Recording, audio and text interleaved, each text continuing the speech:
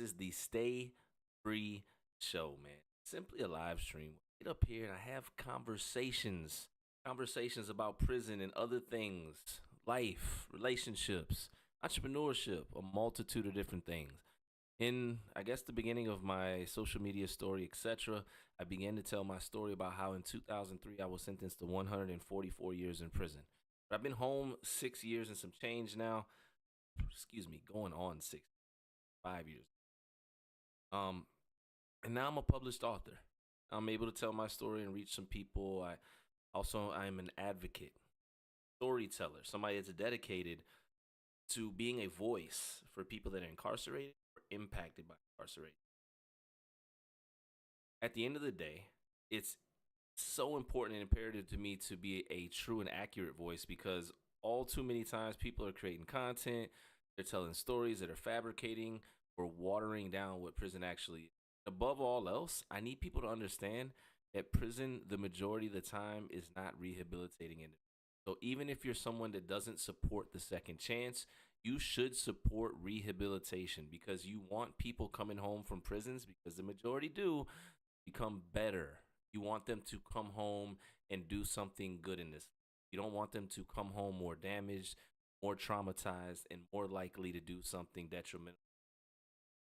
And that's essentially it, man. I get up here and I'm fortunate enough, I'm grateful because I love to have these conversations. I love to have these conversations. I love to answer questions. I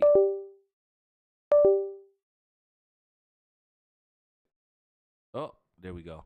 1000%. See you, Andre. Enjoy in engaging with the people that are watching the content. I know a lot of people are impacted by incarceration. A lot of people have a story. A lot of people are going through very similar things, and a lot of times we don't know that. We don't know what we're going through. We don't know what the next person is going through. We have no true grasp on it, if you will. So I'm here. I always want to say also thank you everybody that's the platform and supporting the book 144 Prison Pain and the Pathway to Freedom. Um, Grateful, did this independent. Was debating whether to postpone the launch as at the same time simultaneous when the book was getting ready to be. My son was on the way. Decided he wanted to get here early, y'all. I got a newborn. It wasn't supposed to be here till December 18th. Okay, he was born November 11th, and he's home already. So, I'm grateful. I'm grateful for everybody that's that, supporting the story. Let's get into it, man. If you got questions, put them in the chat. I do want to tell a quick story, though. A quick story. And this story is about an individual whom you were at Sussex too, you probably noticed it. Or you may have been around this individual. But essentially, his name was Dancing Man. Dancing Man was a person that did his time how he wanted to do his time. He didn't bother anybody. He didn't cause drama. He didn't give the guards no flack, none of that. But what he did do was every single day we were in prison, and they called pod rec or outdoor rec, either one, he would find him a corner, you know what I'm saying, wherever he could go, and he would dance every single day, every single rec period. Very seldom did you see him just come out and do something other than dance. Other than that, I'm trying to think. He might have came out to make his soup, coffee, whatever. But oftentimes, most of the time, all the time, you would see him in the corner every single day in prison with his headphones on, dancing. And when people would come in the block, you know what I'm saying? People would be trying to figure out, like, yo, what's up with dude? You know what I'm saying? Who is, his old boy? Let me see if we back now. Let me know if we back now, y'all. Should be back. Hopefully, we'll. And if we're not back, we'll restart it. But he would go out into the block and he would dance every single day. And it was crazy because, when people would come into the block, they would ask the question, like, is he okay? Like, what's up with old boy? He always dancing. And a lot of us, that were veterans or been doing time or whatever, we simply say, "Oh, that's dancing, man. He's not bothering anybody," and he wasn't. That's the truth of the matter, right? But while some people would say he's crazy, some people would say he was out of his mind because who would want to dance in prison, right? What he actually was exemplifying was discipline. And I want to say this, right?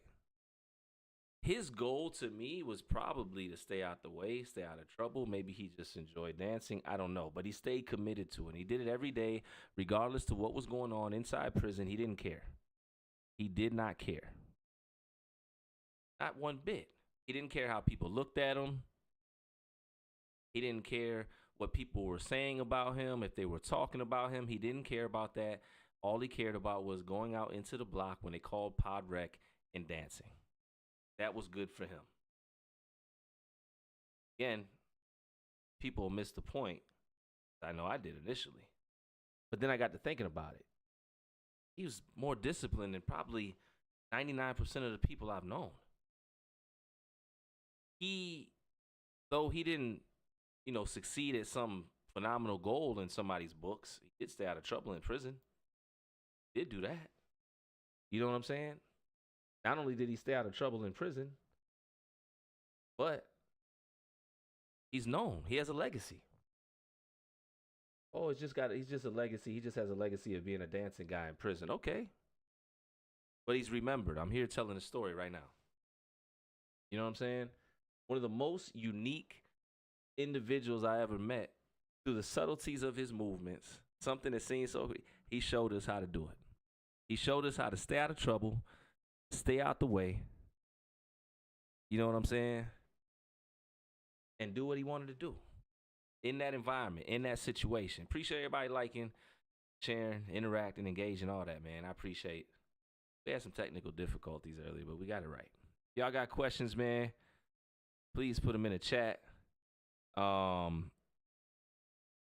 see you, Rings. You said as a CEO, you want to see yourself. Tio, I appreciate that, man.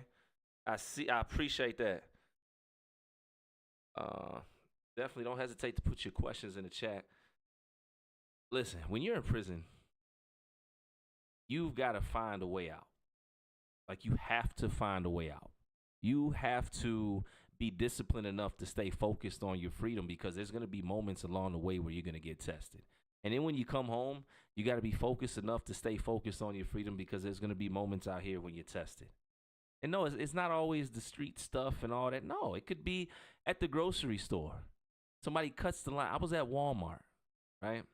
This is when before I was still decompressing from prison, so to say. And I'm at Walmart, and the guy cuts in front of me. Clears that, like, I'm right there. Like, I'm at the edge of the belt. You understand what I'm saying? And he cuts in front of me and sits his stuff down. Tall black dude, whatever. I said, "Hey, bro, why you cut me, man?" I said, "You didn't see me right here?" He said, "Oh, you didn't move up fast enough. I didn't think you were ready." I said, "I am." And I took my stuff and I moved it in front of him, and I had the lady ring me out. I'm not saying that was right. That's not why I told that story. But what I told that story for was because actually I was wrong. I should have just let him have it. And luckily, nothing happened. He just looked at me crazy. But I can assure you, there's things that happen over nothing. And I got to stay proactive. I got to stay on point. And a lot of us have already honed that skill, whether we want to admit it or not. Yeah, prison is traumatic, but we've learned to survive in there. And if we can do it in there consistently, we should be able to come home and do it out here. You got to be a strategic thinker in prison, unless you was an absolute 100% flunky and just got sent on missions and had no understanding of what was really going on in there. If you had any understanding of the environment and you weren't a flunky, right, you learned to strategically survive in there. If you were a go-getter, big dog, etc., then you learned how to make something happen in an environment where it wasn't supposed to. There's a multitude of different things, you know what I'm saying, that we can learn in the worst of moments. The worst of moments. Somebody said, "I'm currently doing 12 with 9 years left. I'm struggling with coming home at 45. Coming home, it's a process. This is what I'm gonna say. This isn't just to the people that are coming home from prison or the people that just came home that's trying to figure it out. This is also to the loved ones of the people that are coming home from prison or getting ready to. Coming home from prison is extremely difficult, and the reason that it is because there has been a misconception, a common misconception, and I get it. People fall in love with the feeling, but a lot of us think that when we walk out the prison gate, it's like a portal. We go, boom, boom, we're good, we're better, just because we walked out of that environment. It's not. We're not better instantly. The truth of the matter is, for many of us, we won't know how damaged we were. You understand what I'm saying? Until we're outside of the environment called prison. For anybody that's ever played football and they started 2-a-days and you started taking those hits, generally you didn't feel the hits until a couple of days later. Saw the bruises. It didn't go away. It lingered. You had to heal back up. But by the next thing you know, it was practice again. A little different out here. But hopefully you can get what I'm saying. You come off the field and now you start to feel the hits. The adrenaline starts to wear off. Because you're in prison, you're in consistent fight or flight. Consistently fighting or trying to figure out which way you can move to stay away from one.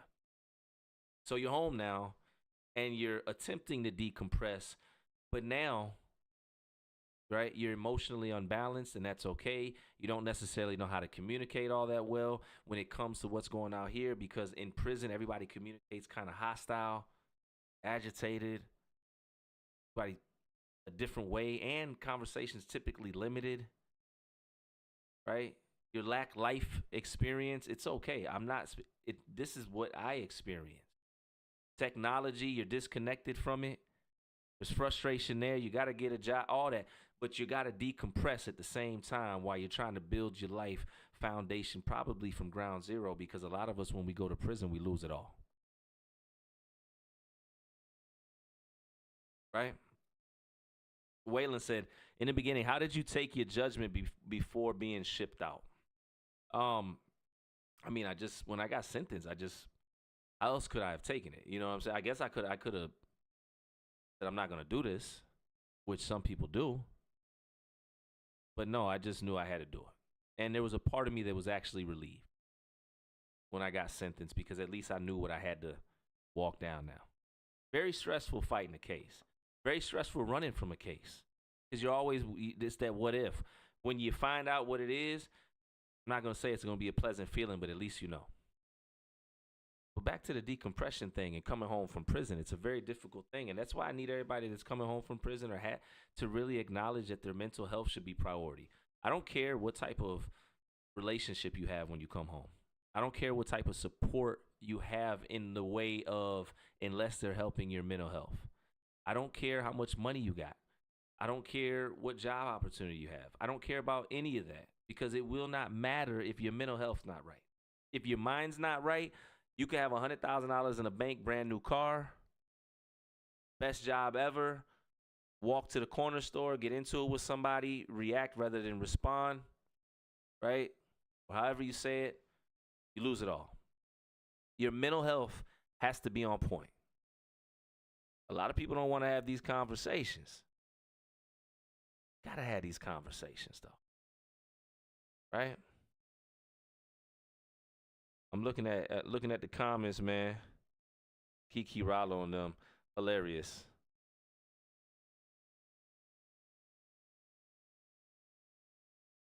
Bro, Keith Strong's 85% mental and 15% physical. I guess. It's definitely mental. You're gonna feel it in your physical. How long have I been out? I've been out 6 years. I did find the Keefe. Somebody asked, though, and I appreciate the comments, y'all. Somebody asked, what was the hardest part about doing time? Right? And I think the hardest part about doing time was I got old. Like, I went in at 19. I came home at 36. And I'm not saying that's old, but I lost years of my life. I didn't lose them because I made the best of what I could do, and I actually gained a lot while I was incarcerated. But at the same time, I went in there little bro. Then I was in there long enough, I became big bro. Then I was in there long enough, I became unk because I was respected. You know what I'm saying? And really, just because I just show respect to everybody, I don't ever want to make it sound like some other than was. A lot of people do. And then I was in there long enough, even in my late or mid 30s, excuse me, they was calling me OG. And when I went in there, I had a full head of hair. Came home, here we go. No grays. Come home. So when I talk to people, right, and I really try to get them to understand, like, yo, I was locked up for 16 years, 11 months, right? 16 years, 11 months. And the greatest lesson I learned in there was that time is the most valuable thing you will ever have. Ever.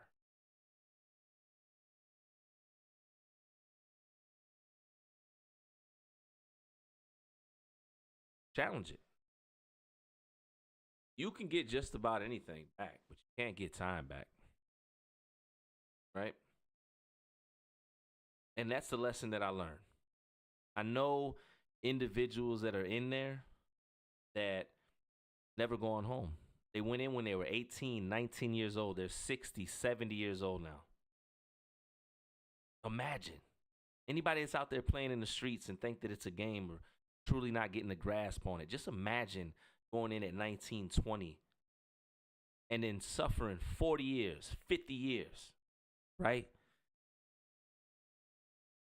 What do you do?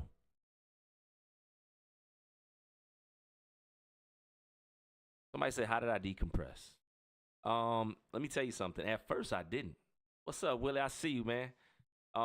At first, I did not decompress. I didn't. I didn't understand. I remember my mother-in-law telling me, you got to learn to quiet your mind. I was like, man, I can't do that. What? I was so focused on being a yes man for everybody and wanting to fill the holes and the gaps and just helping everybody. When I first came home, I never focused on me. And I was not right. That trauma, that PTSD, all that coming home from prison, crazy. Prior to that, military. Active duty United States Air Force during 9/11, enlisted when I was 17. Before that, military school, Lincoln Challenge Academy, Rantoul, Illinois. So it was institution to institution to institution, starting at 16 to the age of 36, essentially. Right? I was messed up, man. And what happened to me was what happens to a lot of us. We hit the low spot. You know what I'm saying? We hit the ground, we hit the bottom, rock bottom, as they say. And I remember I was sitting there on the couch with my wife watching a movie. She's laughing, something funny on there, and I couldn't laugh because inside my mind, my thoughts were racing so much. You know what I'm saying? Thoughts were just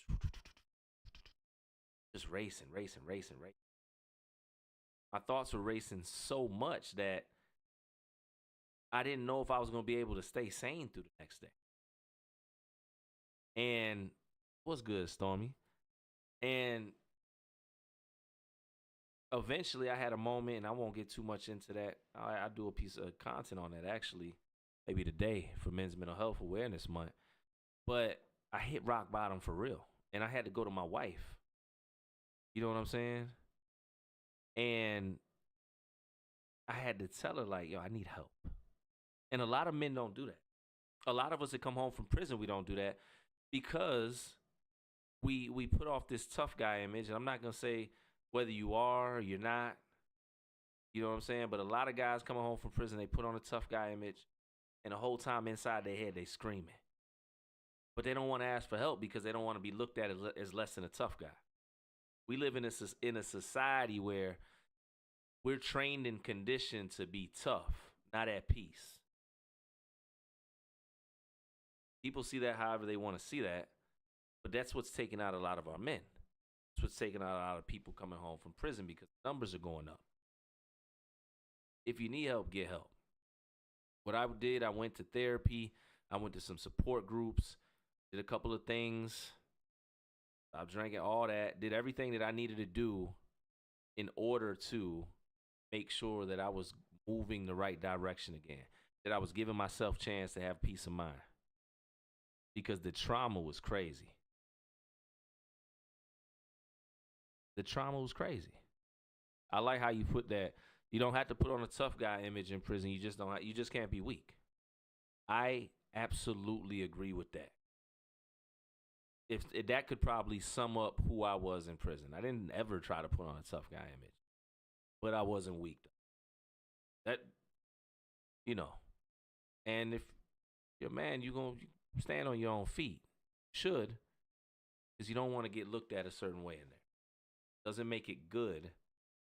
Makes it the reality of what it is. Appreciate the questions, y'all. I enjoy going live with y'all. I enjoy getting this thing started. I said I was gonna start going at least once a day. Gonna ramp it up, keep going more and more, man. Philip, I see you, man. He said for a person doing life, couldn't they educate themselves and give themselves a purpose to change the prison system for the better? But doing inside what should have been done before prison, etc. Letters to Congress and world leading shrinks. Yeah, I mean, I know plenty of people that are incarcerated doing life sentences, never coming home, that are helping change communities from the outside, or excuse me, from the inside out. My brother Jefferson Ellie, he is coming home. He does have a release date. We're trying to get him home sooner, but he's an example of an individual in prison. He's been locked up for 27 years. He runs a successful nonprofit, and he does community events in Yorktown, VA. The nonprofit's called We Got. And he's created this thing from inside prison walls. There's other brothers, Positive Outreach Development, Pod Society, which is an organization that my organization, Life Unit Inc., my nonprofit, collaborates with.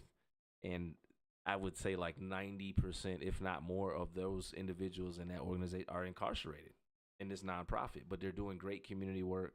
They're feeding people. You know what I'm saying? They're facilitating community events. They're doing some stuff. You know? Panic said, I hope you start getting some sleep. Me too. Me too. I've been up since 1:45 a.m. I got a lot of work done. I'm getting ready to take an afternoon. I really am. I don't leave the house right now with a newborn. And again, my son, to put things in perspective, he is only 35 weeks, 3 days, 4 days, depending on how you count that. So, not going out a lot. I'm going to get some rest for sure. Appreciate you, Brandon, man. Appreciate that. I'm going to keep going with this, though. I really, Deep Pockets, I see you, man. KMS was good. I really, really do appreciate talking to y'all. And I appreciate the questions. I appreciate being able to grow with y'all with the content. I've started to talk about fatherhood more. People are really embracing those posts because my whole thing is, listen, it's not just all prison content. It's also me telling my story about how people can live life after prison. You know, ups, downs, in betweens. I definitely want to show that perspective too. And I'm grateful for that. Getting ready to go into 2026. A lot of work to be done, right?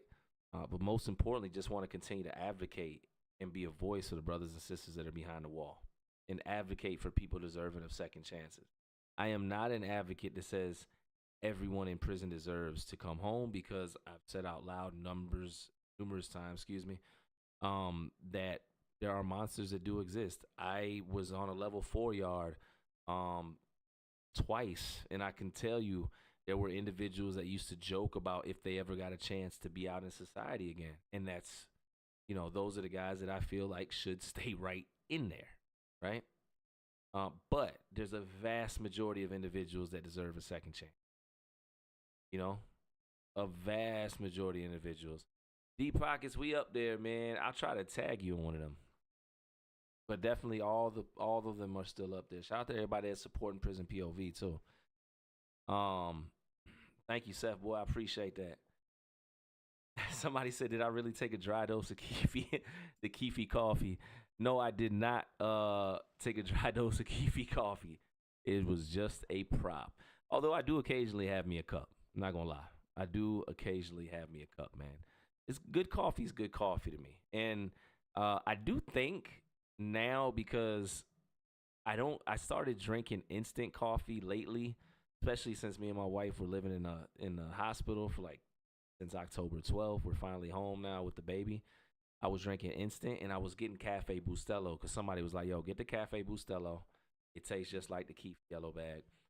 And I think they might be right, man. Speak Dads, what's good brother? Um, so yeah, that's what I'm sipping on. No extra time, man. We got work to do tomorrow, man. Got work to do, man. Shout out to No Extra Time, man. Um, Somebody said, oh, there we go. I have an old school friend who has done prison time and got himself a reputation of being hard, and it feels like they have to live up to the judgment and rep they built inside. What would you say to people who have a psyche like that? That it's not worth it. The value that we establish in prison or in the streets is false. That's a false form of social equity. Social capital, I mean, or whatever it is, social capital is a real thing, right? Like, I should want to have value in society, but the society that I should want to have value in should be a good one. Like, yeah, it's cool. Listen, I used to live differently and I had value in that society, right? But where was it leading me? You know, and there's also a point in time where I just think like it's the weirdest thing when you see somebody like my age. I'm 42, and it's like the weirdest thing when you still see them caught up in that light. Like I know people that's like still they talking about rank and all this stuff. Like, bro, you're 50. Like nobody even knows who you are. What are you talking about? Why are you walking around with a rag in your pocket? Like, this is crazy to me.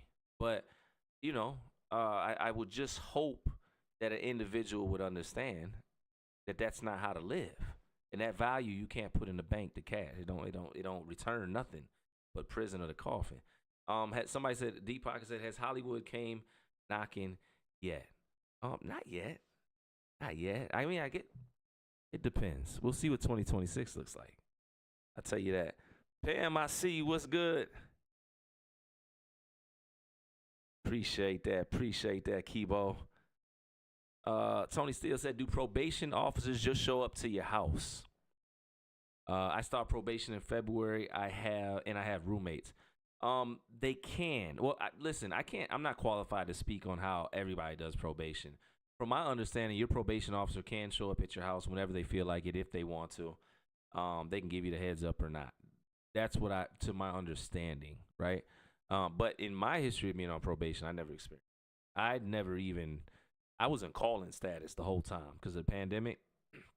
And so much on call-in status, I had to call them to remind them that I was on probation because I was scared I was going to get violated. They moved the whole probation office without telling me to a whole nother town because I was on such minimal status. So I don't know, but I would just say, listen, stay on point. If you're on probation, the key to not having to worry about probation is moving like you're on probation. It's such a human anomaly. Let me just say it a different way. I don't know. The key to not having to care about probation is just making sure you don't get in trouble. You don't do anything that would put you at risk. That's it, man. And then get off the probation, get your passport, go study the world. Mr. Wonderful. I don't know. Instant's good. You know what I'm saying? Like I said, good coffee is good coffee. Yeah, somebody said you could look through your house. I think they definitely can look through your house. I don't know if they can look through your roommate's stuff, but I feel okay. Let me tell you this, right? So, as a convicted felon that's on probation, you cannot be near certain things. Period. And within a household, even if you have roommates, there's something called common area. That would be an example of living room, kitchen, stuff like that, right? So let's just say they found something in your apartment with your roommates in the living room, and you were like, yo, that's not mine. My bedroom's here, blah, blah. They can still technically put you through the ringer, and you'll have to defend yourself in a court of law if they want to charge you, etc. They could, because you're not supposed to have access to certain things. And you definitely don't want to, for me, I'll just say, if you have an opportunity not to be in an environment where your probation officer might come and see something you don't want them to, you might not want to be there anyways. Somebody said, how can I support my partner if he has mood swings like April was talking about?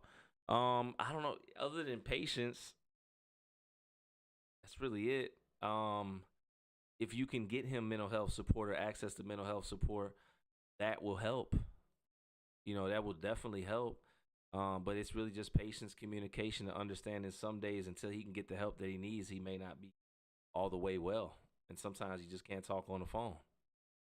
Sometimes you gotta let 3 days go by. We didn't care. We was different. Like, we would stop talking for a minute if we weren't. Although we played the phone a lot, we were at the same time very, very capable of saying, I'm gonna call you once today because you're. So, the mood swings, though, I do want to note, if you're dealing with somebody that's coming home from incarceration, mental health support, mental health support, mental health support, because 9 times out of 10, those swings will not stop when he comes home. Please, anybody out, don't think that it's just gonna stop when he comes home. Make sure he's got support. Somebody said I did and got out B-Day first job, Dave's Hot Chicken. Congratulations on Dave's Hot Chicken, man. Yeah, Black Life Shorts, that's valid. That's super valid. Here's the thing. If you care about your freedom, you've got to be hyper aware and proactive with everything that you're doing. You got to play chess. You got to. And you got to value yourself enough to say to the next man, your people, whatever, yo, I'm not, get that from around me. Or better yet, I'll go down the street. You got that. Like, we cool, but my life is different than yours. You can risk that, I can't. You know what I'm saying? So live accordingly, and also live in a way that you can know and understand that anything can happen. PJ, I see you, man. Did I have any probation? If so, I was on indefinite probation. I ended up doing 3 years before I got taken off. They passed a law in Georgia where you could request to be taken off probation after 3 years. I think it's like SB 218. And I use that to my advantage to get off. Got to know the laws, y'all. There are some laws that do help us. As many, trust me, there's plenty of laws that don't, but there are some laws that do help us. You just got to do your homework. Thank you, Lisa. I appreciate that. Somebody said, if you're serving a life sentence, how do you survive? The same way you survive any other hardship or trial or hard chapter that you didn't think you would go through. You make a decision every day that you want to survive. It's not always pretty. When you're in prison, you got 17 years. Every day is not going to be keep your head up. We got this. No, some days, some months, I don't know how I'm going to make this, but I'm going to keep putting one foot in front of the other.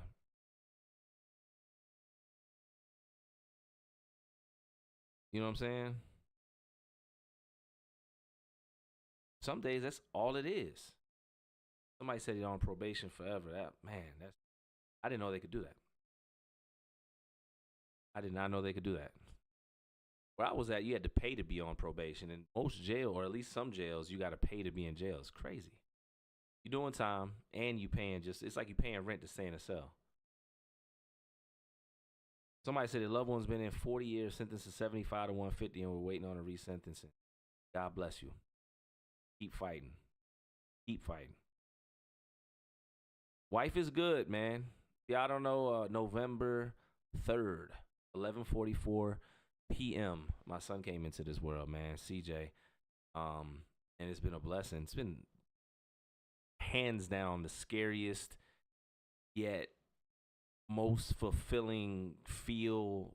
I can't even put it in words. It's like I feel complete, but then I feel like my heart is him outside and I'm watching him, and every time he breathes, and but a blessing, man. Wife's doing good. She's a soldier. Very important, y'all. I do believe, especially to my fellas, yo, the woman that you choose to be your wife is probably the most important decision you ever make. And to the ladies too. The man that you decide to be your husband, I don't know if it's I don't know. I just heard that, and I kind of agree, because going through this year alone, oh my goodness. What's a quote that got me through some of my hardest times? My favorite quote is, "I'm not afraid of the dark because that's where I found the light." Like, I understand that it's in the worst moments, in the darkest moments, in those moments then we're down and we don't know how we can endure. That's where we find the light. That's where we find our strength. And that's what I apply. Every time something hard comes, that fact cannot be denied. It may hurt. This thing right here, I've never seen before. I don't know how I'm gonna make it through this. But when I think about 100% of the other dark times that I've ever faced and had to get through, and I did get through, I found the light. I found the strength. I found something good in it. And here's the cheat code above it all that you could put with that quote.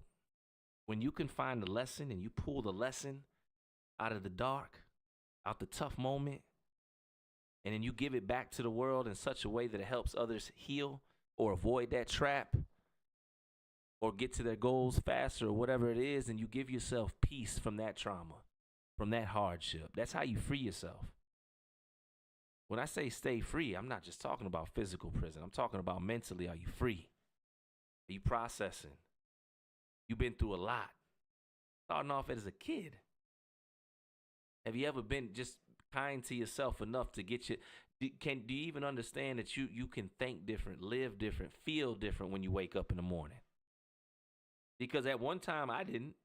That's why I get up here and I say what I'm saying. If I can just get one person to feel me today that didn't understand that yesterday, then we're a little bit better. I said, what's baby CJ doing right now? He is sleeping. All he does is eat, sleep, fuss, and use the restroom. But it's so cool. Babies have their own personality. And shout out to y'all, man, because y'all are really supporting the fatherhood content too, man. And I'm glad because I love talking about this stuff right here because as an advocate, organizer, all that stuff, I want people to stay out of prison.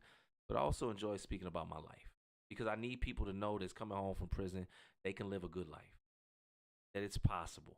Because I ain't got nothing but a GED and 17 years under my life. 17 years out of my life, excuse me, in prison. I don't have a major skill set or any of that. I learned to speak from hustling. I'm from Chicago. You better learn how to talk. And I just got hard over time.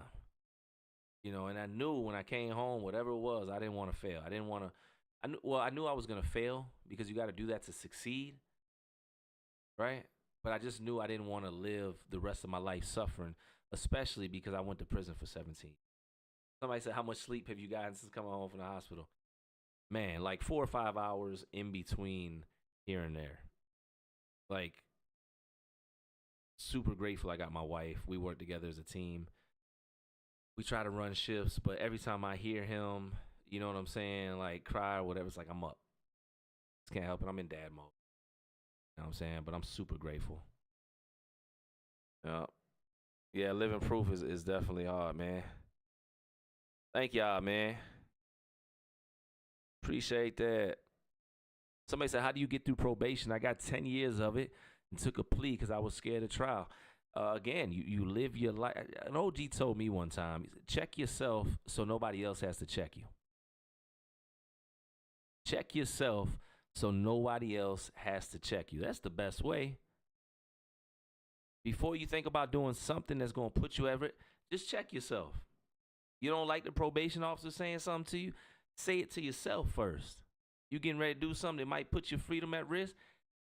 Talk to yourself so they don't got to talk to you. That's the best way that I could tell you, man.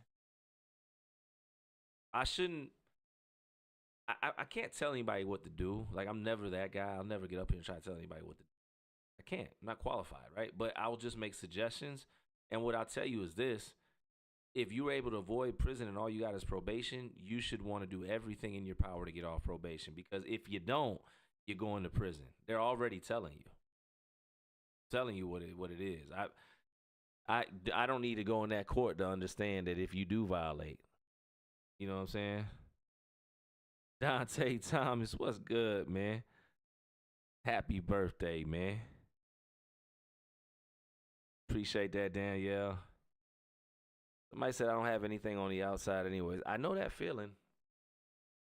I know for years that feeling. And all I can tell people is hopefully you just realize how much value your own self is to your own self. Sometimes that's all you need in some seasons is just you. Maybe it's not the season for you to have anything else. I was in seasons, years where I was stripped from everything because of decisions I make. I'm not saying you. I didn't have nothing. Nobody. No visits, no mail. My mother. Let me that's my mother's priceless. But I'm saying the rest of the world now. No connections, no belongings. started to lose my memory. I was like my memories that I had of freedom. I was in there so long. I just made a decision to keep going. Like I valued myself that much that I wanted to keep fighting for a day where I could live life. You know what I'm saying? Kiwis, what's good, man? Hey, look, I don't be trying to preach, man. I'm just trying to build with y'all, man. Um, it's just real life, right? And we gotta have conversations. We gotta really chop it up. Like it's too much going on in 2025. We getting ready to go in 2026, not to be able to have some real conversations with one another. Like real conversations that matter. Like social media is cool, and there are some great content creators, people that are, having real conversations, making some changes out here. Very few though. A lot of people caught up in the entertainment aspect, and I like to entertain too as well. I believe wholeheartedly you got to make people laugh sometimes in order for them to get the lesson of the education. Everybody can't take it the hard way, you know. But every single thing I do with the purpose and the intent of educating, not glorifying, advocating, letting people know, bringing awareness to, you know. Gen X wants some key. I got you. I got you on sale break, man. I got you, man. Um, Listen. The reality of the situation is this, right? 2026 is coming. 2025 is leaving. I wanted to say this before I hop up off here. I am going to go take a nap because the baby keeps me up all night. But I wanted to get live, and I'm going live tonight anyways. Again, but I want to say this real talk. If you come home from prison, and I get it because everybody's made this statement, and I just want to go back, or I'm ready to go back.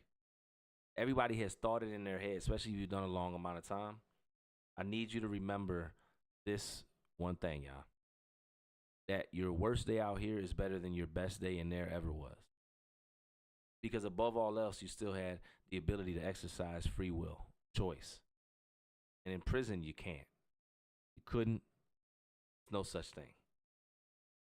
If you're grieving out here, you can. If you're grieving in prison, you can't. Very hard. Live your life in such a way that you remind yourself of your value, man. Because it's not a game.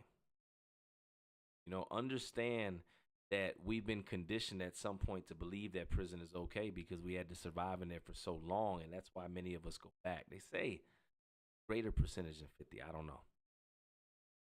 But push past that feeling when it comes, because the fact is, no matter what, freedom is better. That's what it is, man. I appreciate you, Lady T. Everybody else is tapped in. This is the Stay Free Show, man. I'm getting up here once, twice a day. I'm gonna get this thing ramped up. I appreciate everybody tapping in, liking, engaging, everything going on, man. Let them know it's real. I'm gonna keep doing this. Y'all send the questions, and if you got content ideas, places you want me to go visit, do content at, etc., let me know. I got flights. I got free flights. Somebody flying me around. You know what I'm saying? Once my son's settled, I'm gonna be going to different places across the country, having some really dope conversations with some people that have been impacted or defied all odds. And I'm getting ready to get back into the swing of things, man. But bring your questions next time to the live. When you see it light up, and I do, Melissa Journey, I actually do. When you see it light up, man, please join the live. Check it on out. Know that this is a place where we can have conversation, dialogue, go back and forth. It's a place where you can get support. It's a place where you can have real conversation and really be connected, to somebody on the other side, man. So that's it, man. I see you, Amy. I appreciate each and every one of you always for each and every moment of your time. It's football Sunday, as somebody said, but y'all were up here with me for a little bit. So I always appreciate that. Y'all know what it is, man. Stay free. Peace.